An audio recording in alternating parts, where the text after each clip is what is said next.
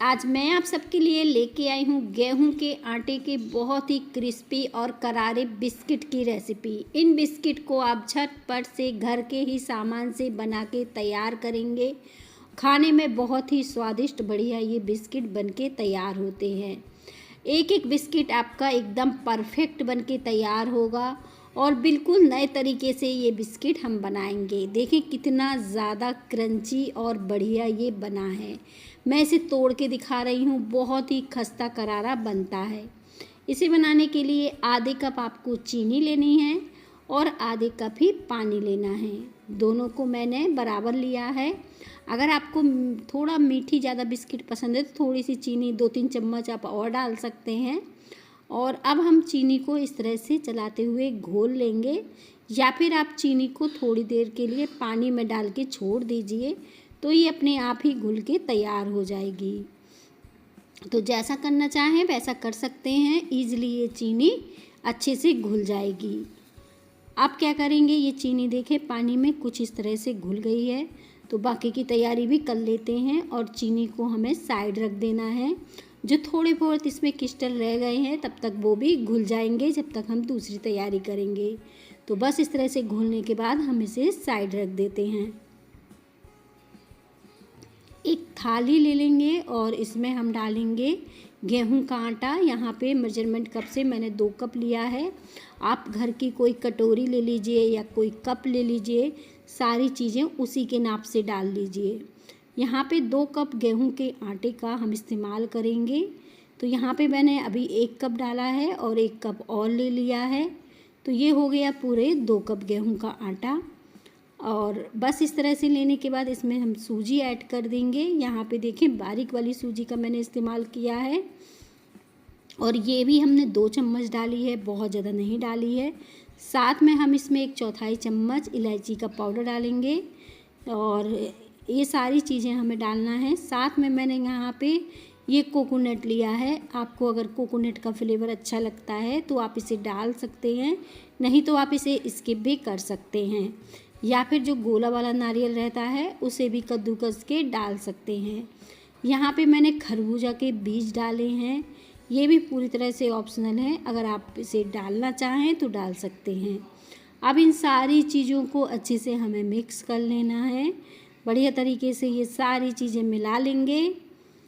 और यहाँ पे आप देखें तेल से भी बिस्किट को बना सकते हैं, डालडा से भी बना सकते हैं, घी से भी बना सकते हैं, जिससे चाहे बना सकते हैं। यहाँ पे मैंने 1/3 घी लिया है और इसे डाल दिया है। इसको हमें पिघला हुआ लेना है, जमा हुआ नहीं। तो बस इस तरह से अच्छे से हमें हाथों से इसे मिला लेना है।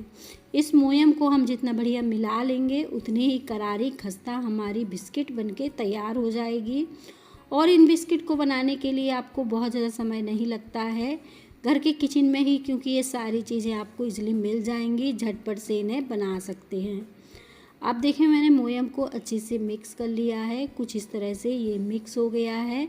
आप चाहो तो इसे एक लड्डू सा बांध के चेक भी कर सकते हो, इसका एक लड्डू आराम से बंधेगा। और अब मैंने जो पानी तैयार किया था चीनी का, इसे डाल देंगे। इसे हमें थोड़ा थोड़ा करके डालना है और इसको हमें बहुत ज़्यादा टाइट नहीं करना है और बहुत ज़्यादा सॉफ्ट भी नहीं रखना है। जैसे आटा गूँथते हैं ठीक उसी तरह से गूँथेंगे, लेकिन इसे पूरी तरह से हम नहीं गूँथेंगे, इसी तरह से बिखरा बिखरा ये रहेगा। तो धीरे धीरे करके ये चीनी वाला पानी आपको डालते जाना है। बढ़िया तरीके से आप चीनी वाला पानी डालते जाइएगा और इसे कुछ इस तरह से मसल लीजिएगा। इतना पानी हमें ऐड करना है जब तक कि ये देखें इस तरह से कंबाइंड ना होने लगे। अब देखें ये काफ़ी कंबाइंड सा हो रहा है। अगर आप इसको इस तरह से बांध रहे हैं तो ये इजीली बंध रहा है और ये चिकना भी हो रहा है।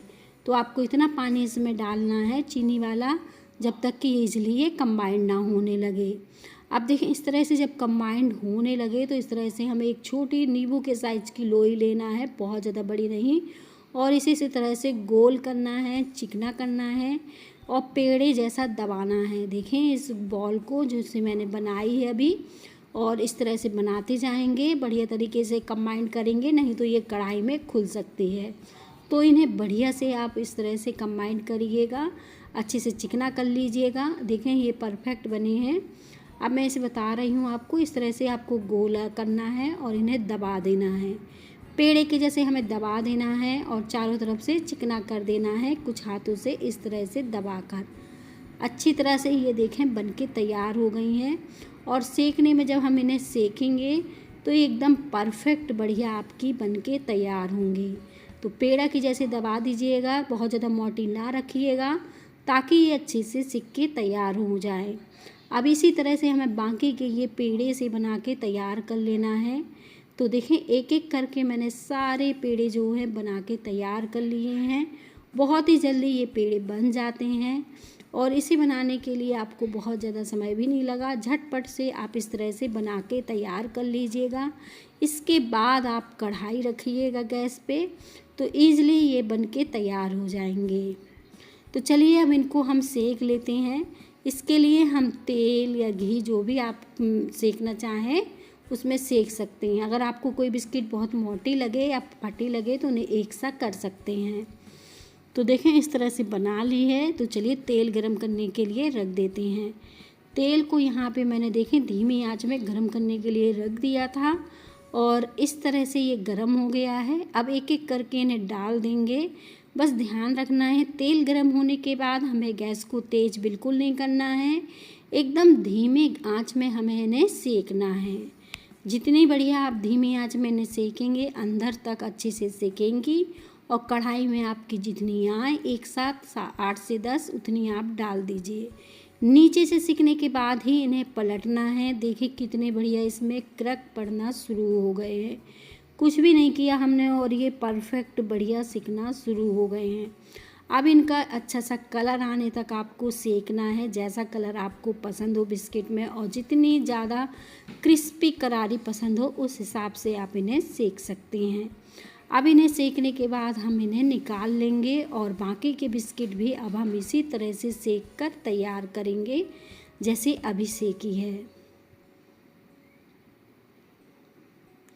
तो बस एक एक करके इनको भी डाल देते हैं। अब हमारी सारी बिस्किट देखें एकदम परफेक्ट बढ़िया सिक के तैयार हो गई हैं।